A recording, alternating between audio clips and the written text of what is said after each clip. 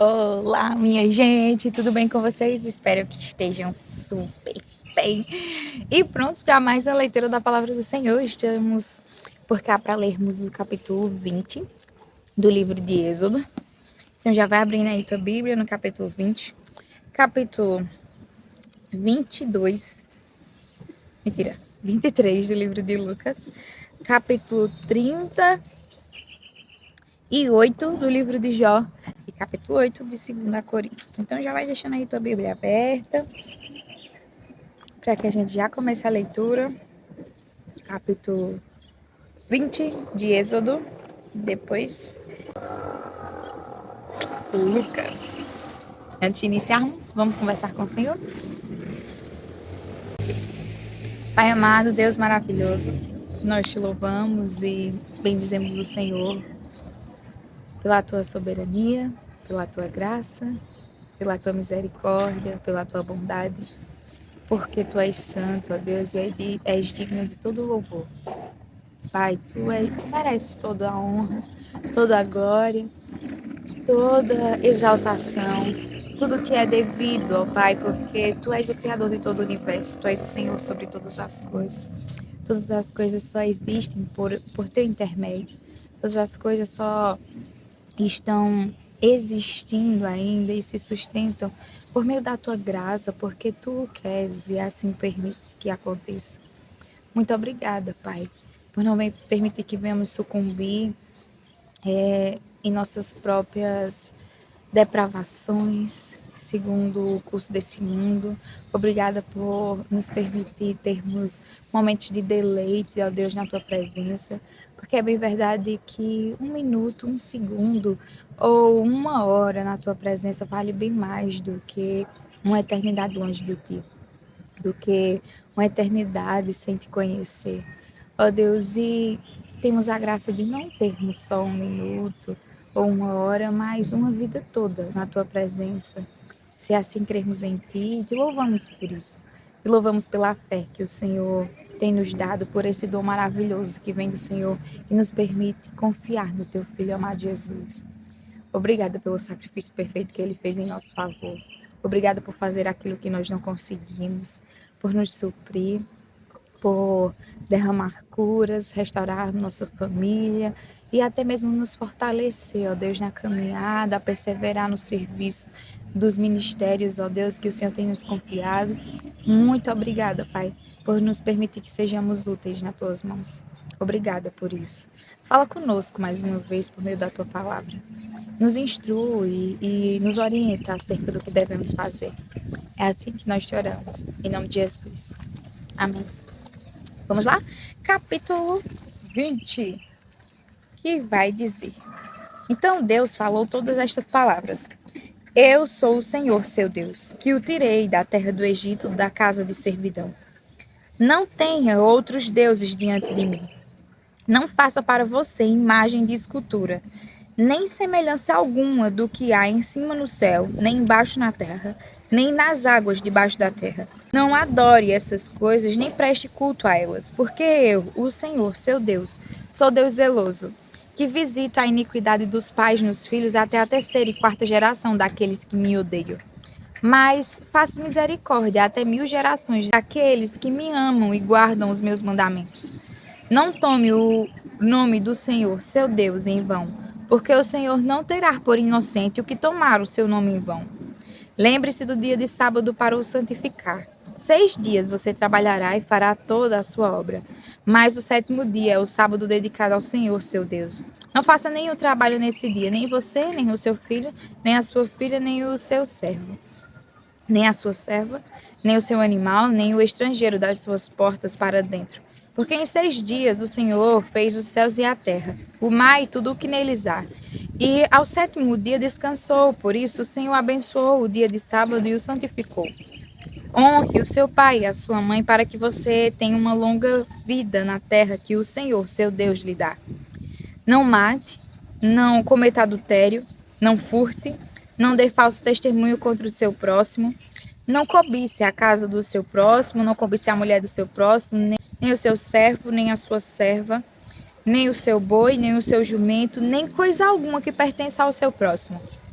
Todo o povo presenciou os trovões, os relâmpagos, o som de trombeta e o monte fumegante. E o povo, observando, tremeu de medo e ficou de longe. Disseram a Moisés: Fale-nos você e ouviremos. Porém, não fale Deus conosco para que não morramos. Moisés respondeu ao povo: Não tenham medo.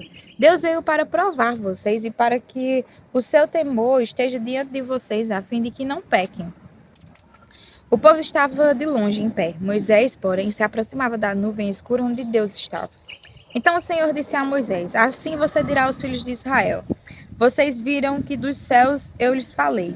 Não façam deuses de prata ao lado de mim, nem façam para vocês deuses de ouro.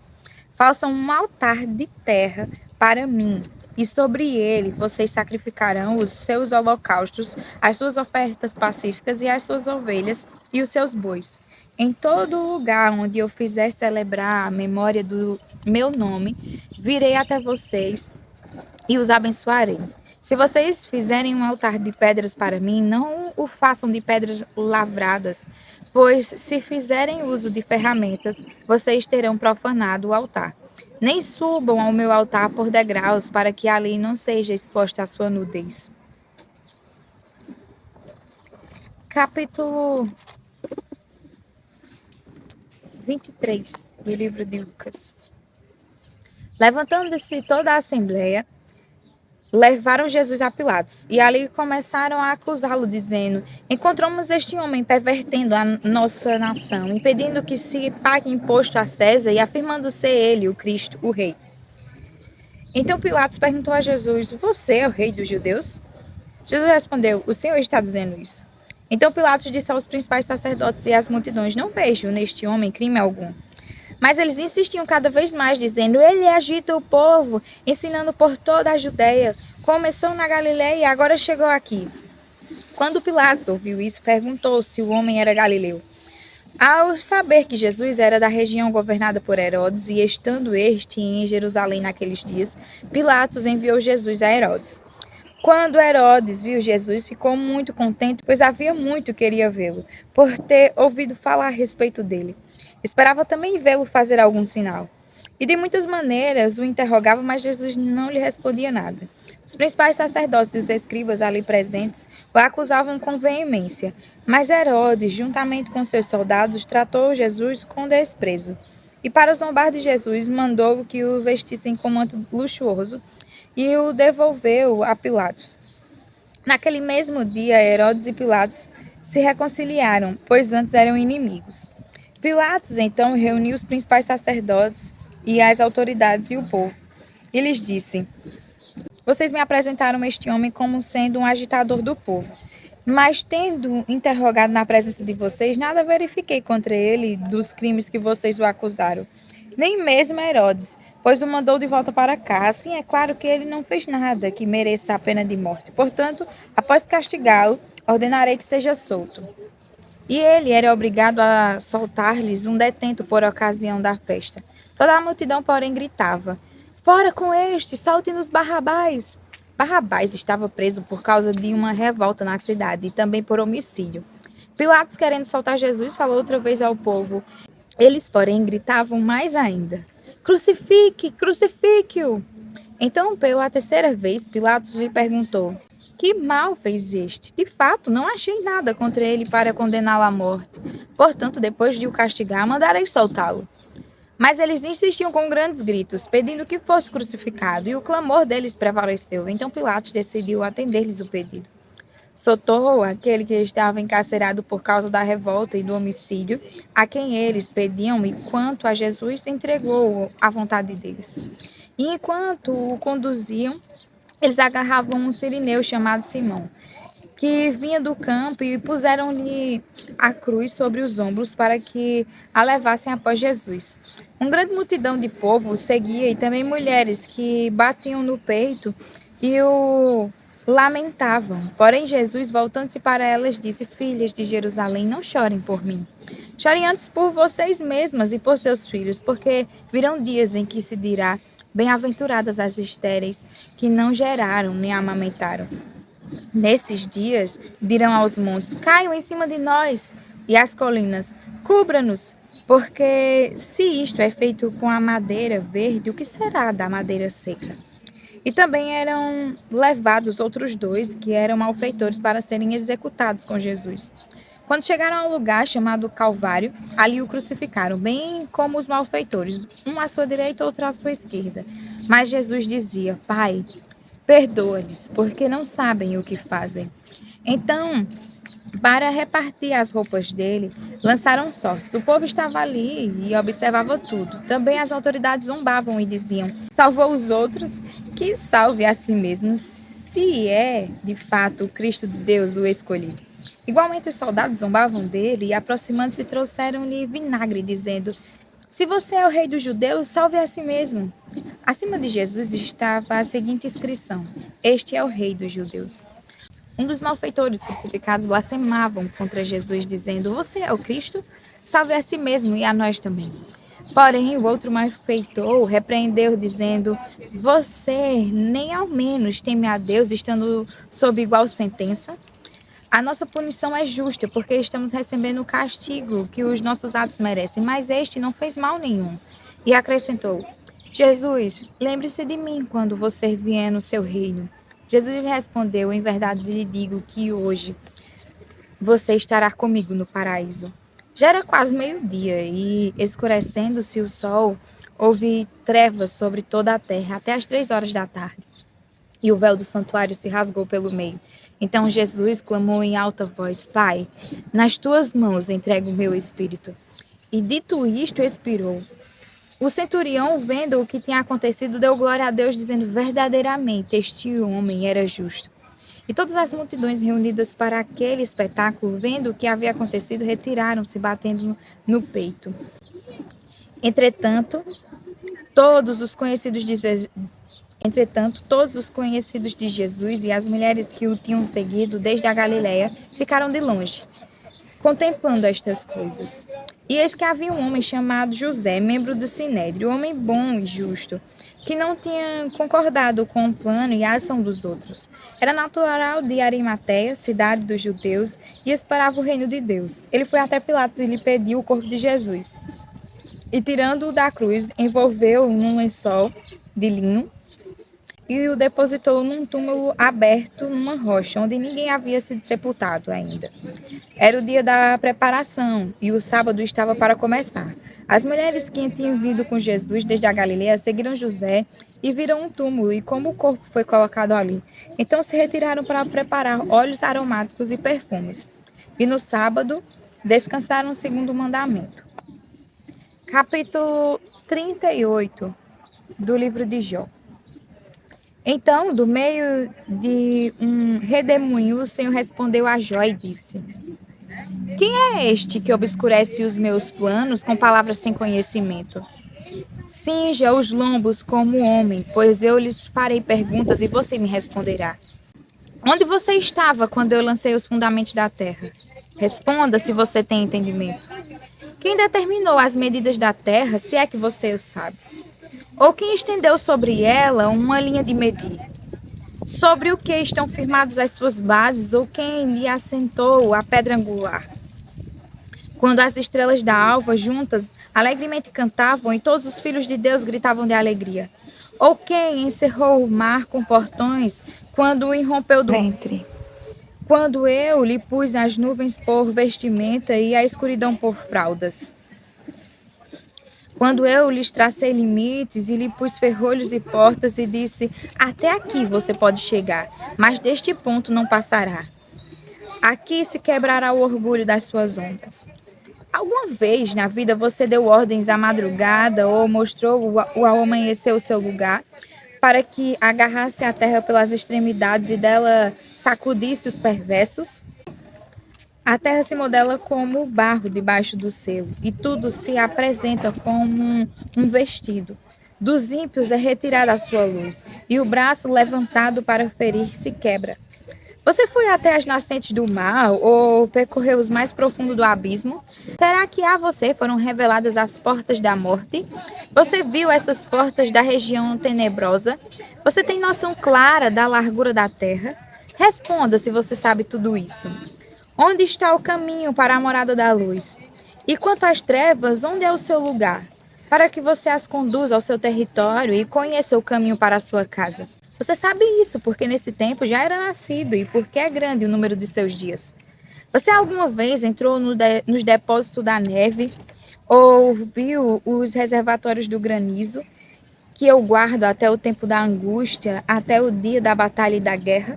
Qual é o caminho para o lugar onde se difunde a luz e onde o vento leste se espalha sobre a terra? Quem abriu canais para o aguaceiro ou o caminho para os relâmpagos e trovões, para fazer chover sobre a terra onde não há ninguém, e nos lugares desertos onde ninguém mora? Para dessedentar a terra deserta e assolada e para fazer crescer os renovos da erva. Por acaso a chuva tem pai? Ou quem gera as gotas de orvalho? De que ventre procede o gelo? E quem dá a luz à geada do céu? As águas ficam duras como a pedra e a superfície das profundezas se torna compacta. Será que você pode atar as correntes dos sete estrelos ou soltar as cordas do Órion? Você pode fazer aparecer as constelações ao seu tempo ou guiar a ursa maior com os seus filhos? Você conhece as leis que governam os céus e pode estabelecer a sua influência sobre a terra? Você é capaz de levantar a sua voz até as nuvens para que a abundância das águas cubra você? Você pode dar ordens aos relâmpagos para que saiam e lhe digam as suas ordens. Quem pôs sabedoria no coração ou deu entendimento à mente? Quem pode numerar com sabedoria as nuvens? Ou os cântaros dos céus, quem os pode despejar? Para que o pó se transforme em massa sólida e os torrões se apeguem uns aos outros. Será que é você que caça a presa para a leoa ou mata a fome dos leãozinhos quando se agarram nos covis e ficam à espreita nas suas covas? Quem prepara o alimento para o corvo quando seus filhotes clamam a Deus e andam vagueando por não terem o que comer? Capítulo 8 do livro de 2 Coríntios. Também, irmãos, queremos que estejam informados a respeito da graça de Deus que foi concedida às igrejas da Macedônia.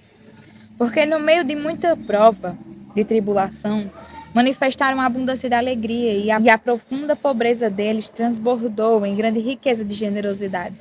Porque posso testemunhar que na medida de suas posses e mesmo acima delas, eles contribuíram de forma voluntária, pedindo-nos com insistência a graça de participarem dessa assistência aos santos. E não somente fizeram como nós esperávamos, mas pela vontade de Deus deram a si mesmos, primeiro ao Senhor, depois a nós. Isto nos levou a recomendar a Tito que, assim como havia começado, também completasse esta graça entre vocês. Mas, como em tudo vocês manifestam abundância, na fé, na palavra, no saber, em toda a dedicação e em nosso amor por vocês, esperamos que também nessa graça vocês manifestem abundância. Não digo isto na forma de mandamento, mas para provar se o amor de vocês é sincero, comparando com a dedicação de outros. Pois vocês conhecem a graça do nosso Senhor Jesus Cristo, que sendo rico, se fez pobre por amor de vocês, para que por meio da pobreza dele, vocês se tornassem ricos. E nisto dou a minha opinião. Convém que vocês façam isto. Vocês que desde o ano passado começaram não só a fazer, mas também a querer. Terminem agora a obra começada, para que assim como mostram boa vontade no querer, assim também completem essa obra, dando de acordo com o que vocês têm. Porque se há boa vontade, a oferta será aceita conforme o que a pessoa tem e não segundo o que ela não tem. Não se trata de fazer com que os outros tenham alívio e vocês tenham sobrecarga, mas para que haja igualdade. Neste momento, a abundância que vocês têm supre a necessidade deles, para que a abundância deles venha a suprir a necessidade que vocês vierem a ter. Assim haverá igualdade, como está escrito. Quem recolheu muito não teve demais, e o que recolheu pouco não teve falta. Mas graças a Deus que pôs no coração de Tito a mesma dedicação que temos por vocês. Ele atendeu ao nosso apelo e, mostrando ser muito dedicado, partiu voluntariamente para encontrar-se com vocês. E com ele estamos enviando o irmão cujo louvor no Evangelho está espalhado por todas as igrejas. E não só isto, mas ele também foi eleito pelas igrejas para ser nosso companheiro no desempenho desta graça ministrada por nós, para a glória do próprio Senhor e para mostrar a nossa boa vontade. Queremos evitar, assim, que alguém nos acuse por causa desta generosa dádiva administrada por nós, pois cuidamos para fazer o que é correto, não só diante do Senhor, mas também diante das pessoas. Com eles estamos enviando nosso irmão, cujo zelo já pusemos à prova em muitas ocasiões e de muitas maneiras, e que agora se mostra ainda mais zeloso pela grande confiança que deposita em vocês. Quanto a Tito, é meu companheiro e cooperador entre vocês. Quanto aos nossos irmãos, são mensageiros das igrejas e glória de Cristo. Por isso, diante das igrejas, comprovem o amor de vocês e confirmem o orgulho que temos de vocês na presença desses homens. Amém. Até amanhã, para mais uma leitura da palavra do Senhor. Fiquem com Deus. Até lá.